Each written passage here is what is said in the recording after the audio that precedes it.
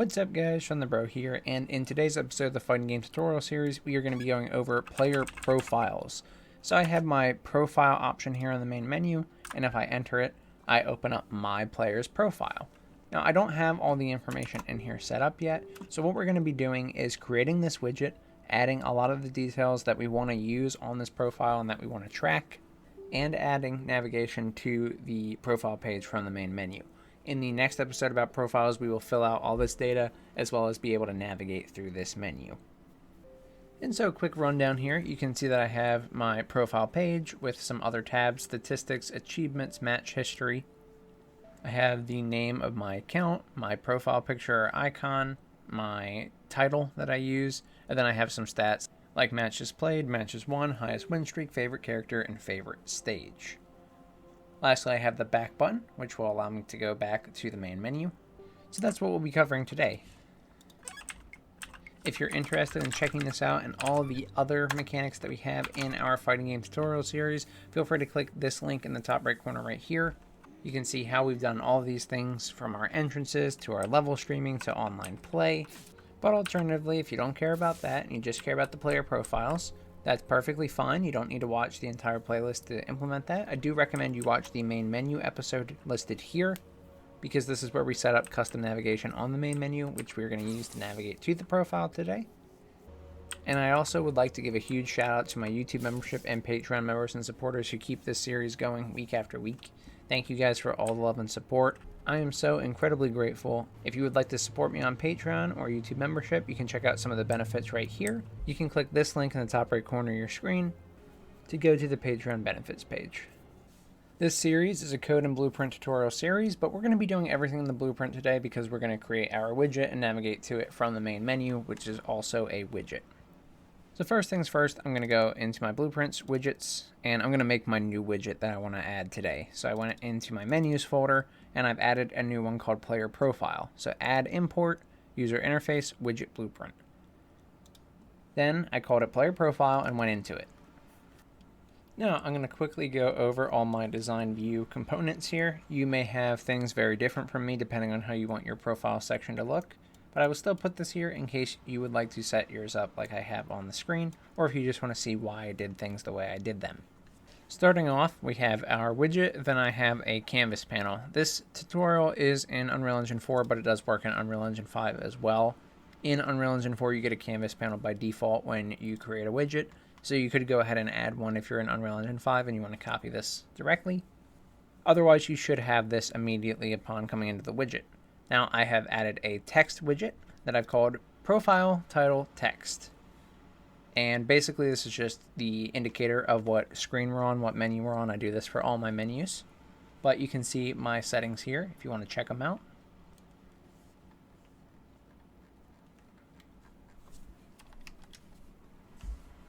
Simple enough. Then I have added a horizontal box that I call category horizontal box, or category HB. That is horizontal box right here.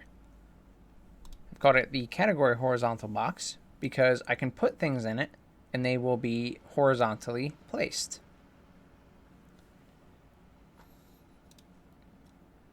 I've done this because I want to have tabs at the top of my profile page. So statistics is the tab that we're on now, and then achievements will be for in-game achievements or potentially external achievements. And then match history is going to be a separate widget entirely. And so I want to be able to toggle between them and change the content in this section of the widget. You can also see my settings for the horizontal box if you want. I'll show you here. It is anchored to the top.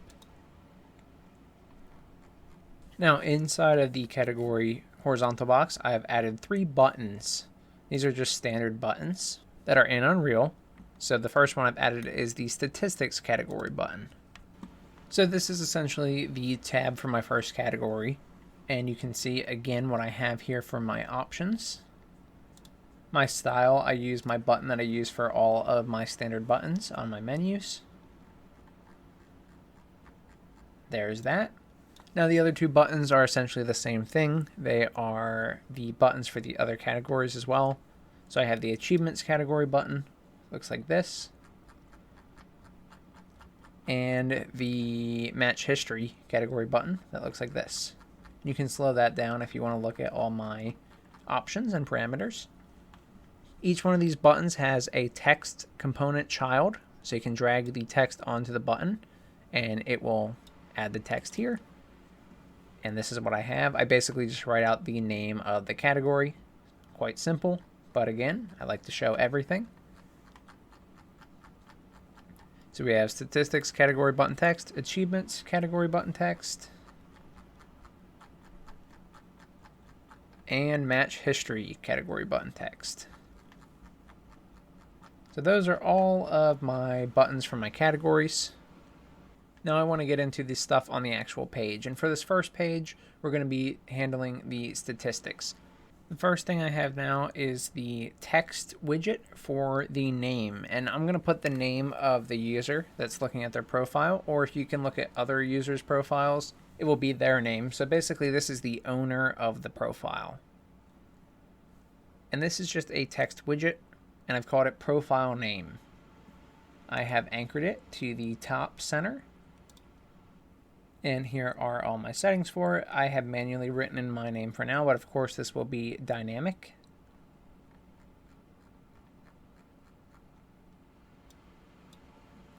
After the name is the player icon or the profile picture, and this is just a standard image widget. Profile picture looks like this. I have a top middle anchor again. And I have put in this image that I imported into my project, which is just my player icon. And really it's my YouTube avatar at the time of making this video. It's called profile picture underscore STB2.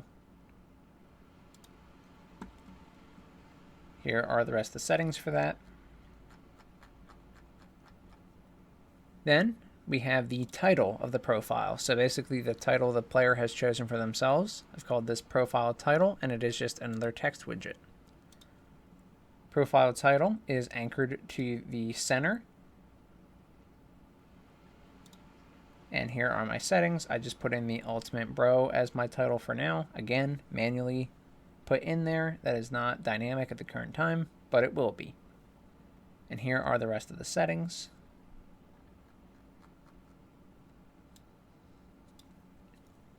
After that, we just have our stats down here that I've chosen to put. You can put whatever stats you want, so let's go to the next one. This is another text widget, and this one is the matches played text. So basically, however many matches this player has played, just plain and simple. We will keep a variable to track this, and we'll display that variable here. So right now, it's just matches played text. It is anchored to the center. Here are my details and options for this text box. You'll notice that these next ones are all going to be very similar. So I have a matches one text.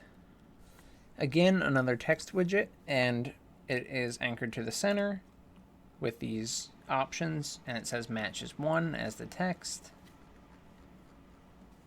Then we go to the next one, which is highest win streak text. It is a text widget with these parameters anchored again to the center. These are my settings. And finally, we have the last two, favorite character text, which is a text widget with these settings, again anchored to the center. And favorite stage text. It is a text widget anchored to the center with these settings. Now those are all the basic things for the statistics tab out of the way. You can add as many or put as many as you want. You can take some away, it doesn't matter. This is entirely what you want to show off to other users or to yourself if you're just checking your stats. Now lastly, I have the background for the entire player profile page, and this is just a giant image. I've called it background image, and I've anchored it to the entire size of the widget. Here are my settings for this. Make sure you set the Z order to be -1. That way it appears behind all the other widgets and components that you have on this player profile widget. And then I have set a standard color to gray because I don't have an actual image I want to use for this. And lastly, I have added my back button. This is the same back button that I have on my other widgets, but basically this is a button, standard button. I have these as my settings. My standard button is being used. And the button itself has some text on it for back button text. And there you go. That is how I've made this widget that you see here. So once you are done with your design view of your player profile widget, the next thing we have to do is actually spawn this widget when we press the corresponding button on the main menu. There is nothing in the graph of this widget for this episode, but there will be for the next episode. So right now is all about setting up the design of this and actually getting to this page, being able to navigate to it. So now we need to go to our main menu screen widget. Here's my main menu screen, and prior to this point I did not have this profile button, so I've added it in. In my main menu screen widget, I have all these buttons. I had story, arcade, versus, online, practice, settings, store, credits, and quit. But like I said, I've added this profile button. So I actually just copied my practice button and pasted it down below. Then I moved all the other buttons on the screen to make sure that profile fits in there nicely. But to show you what I've got, I have my profile button, which is just a regular button. And it has these values using my standard button image. And it's got text on it called profile button text. That looks like this. Pretty simple. And the profile button is a variable. All my buttons on this page are variables.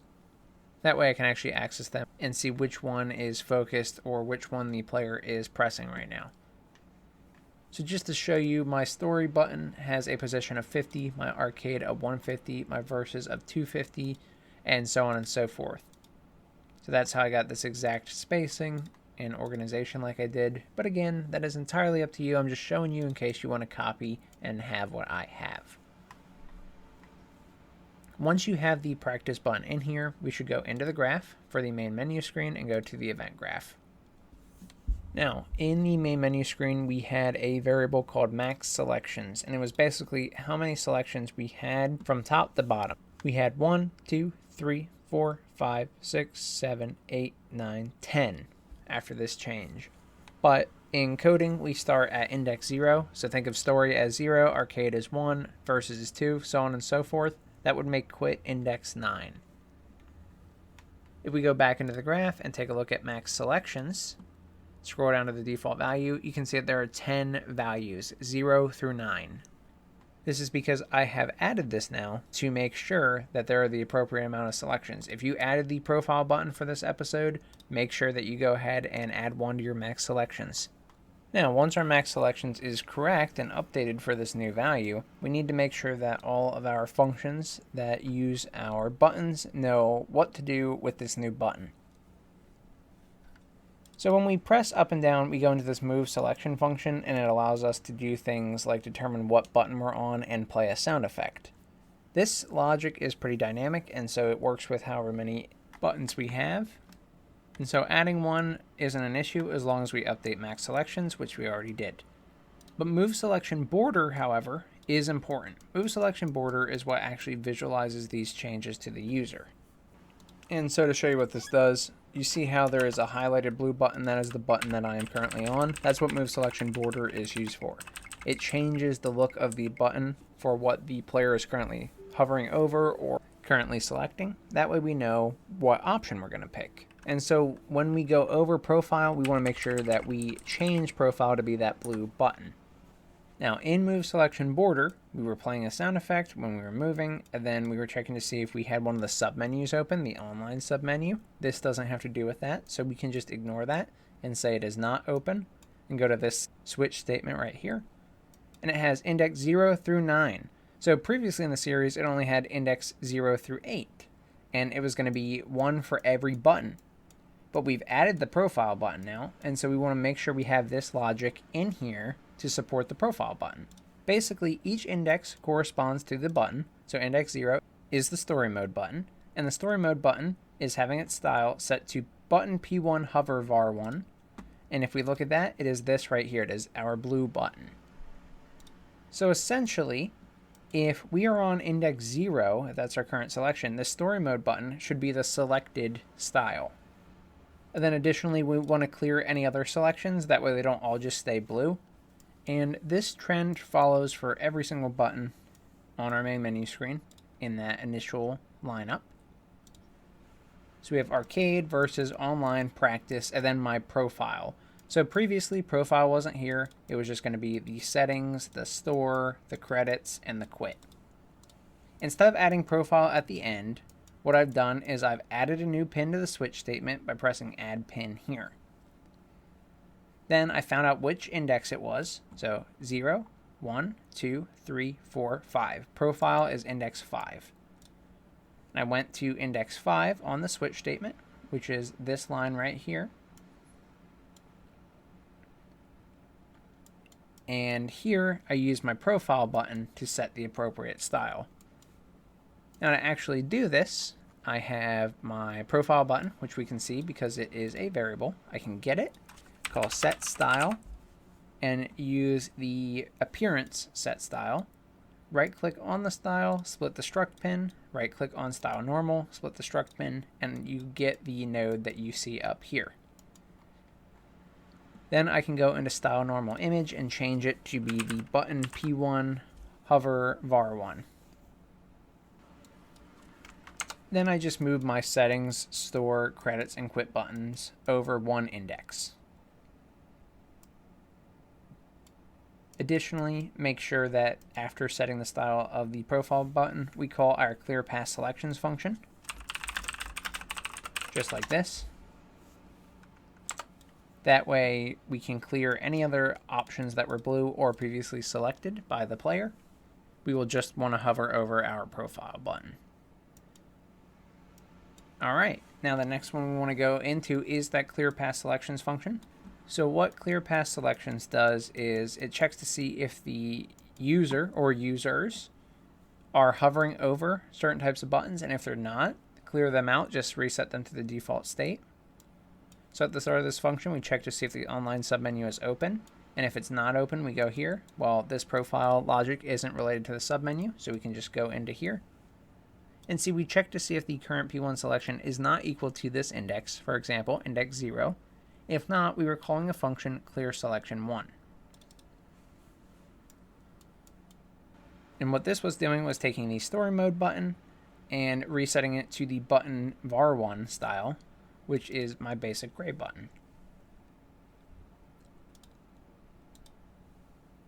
I have clear selection 1, 2, 3, 4, 5, 6, 7, 8, 9, 10. Eventually I got smart and made an event clear selection that takes in a button to clear and resets the style like this. So either way, however you're handling your main menu inputs, we just want to make sure that the profile button is included here and that it will work the same. And so one thing you can do is make clear selection 6. Remember, story is index 0, arcade 1, versus 2, online 3, practice 4, profile 5. Remember that profile button is the 6th button in the lineup. It was index 5 when counting from 0, but really it's the 6th button. And so clear selection 6 should be the profile button if we're using this old method. So grab your profile button, set the style back to button variation 1. And if you are using this method, make sure you move the settings button to clear selection 7, the store button to clear selection 8, the credits button to clear selection 9, and make a new event called clear selection 10 for the quit button. And to make a new event, you can just type add custom event and call it whatever you want. And after that is done, you could go ahead and call this event at the appropriate time. Additionally, like I said earlier, you could use your new clear selection event that takes in a button to clear if you implemented that, and just pass in the profile button. But either way, this was all done in my event graph. So let's go back to the clear path selections now, and let's scroll over, and you'll see we check index 5 here. This is the profile button. So in this case, I want to call clear selection 6, which this should already be happening in the series if you've been following along. But now that is going to clear the profile button. So this is just going to work automatically. However, the final input, the final entry, the final button, the quit button will not clear automatically because we never set up logic for that. And since we've added this new button, we want to make sure that we do. So I'm going to follow this to clear selection 9, and this is what we had up to in the series. I basically just want to copy this logic, but instead call clear selection 10 at the end, so we can make sure to clear the final entry too. And so regardless if the previous branch returned true or false, they both end up at this reroute node. And we're going to bring this into another branch, and we want to check if the current selection by player 1 is not equal to 9. And if it's not, then we can call clear selection 10. If it's false, this means that current P1 selection is 9, which means we just ignore this. But otherwise, clear selection 10 is going to clear out our quit button and make it the default color again. And so now our buttons can work properly, navigating to and from them. Lastly, we need to determine what happens when we press confirm on the profile button. So I'm going to go to my confirm selection button. And in here, we have a few checks to see if the quick game is up, if the settings menu is open, and if it's not, then we can actually play the confirm sound and update the confirm P1 selection on this widget. Once we do that, we were getting a switch on int to determine what index we were on and then doing different logic based on that. So sometimes we were doing online logic or starting story mode or arcade mode. Sometimes we're spawning widgets or exiting the game. Remember that this switch on int is for how many indices there are, and we have 10 selections, which is index 0 through 9. Previously to this point, we would only have 0 through 8. And we know that the profile is index 5 because it is the 6th button in the lineup. So index 5 is going to go to the profile. So I've added another pin and I just shifted everything from index 5 down 1. So if we follow index 5, we're going to get to our player profile logic. And right now it is incredibly simple. We're just going to add it to the screen. There will be more that we need to do with it in the future. But right now we just want to make sure that we can trigger the player profile. So I'm going to create widget. And it is going to be of our new class that we made, which is player profile. And then we are going to drag off that return value of the widget that we created and type add to viewport. That way we can get it on the screen. And just hook it up like I've done here. Now I had said move all the values past index 5 down 1. But just to show you, index 6 should be our settings, 7 should be store, 8 should be credits, and 9 should be quit. We can confirm this. So 6 is right here. That is our settings. 7 is our store. 8 is the credits, and 9 is the quit. So I've just put the player profile widget in there at index 5, just squeezed it in, and now we can spawn it when we press confirm button on our keyboard or on our controller, and we're selecting the profile button. At that point, we will spawn the screen you see here, and you'll know you're good to go, and we're actually able to implement the navigation through this menu in the next episode. I hope this allowed you to be able to make your player profile in your game, start setting it up, and get some cool ideas for what you want to put in there and show off to others. If it did, please subscribe. It means the world to me, and it really benefits the channel. It's also completely free. I'd love to give another shout out to my YouTube membership and Patreon supporters, and to everyone who has purchased and supported the merch shop. Thank you guys so much for all the love. And for those of you who would like to see the merch shop and support the channel now, feel free to click this link in the top right corner. You can see some of the items that we have in this video, as well as some other ones as well. If you had any issues with this tutorial or any of my content, feel free to join the Discord community, and we'll be happy to help you.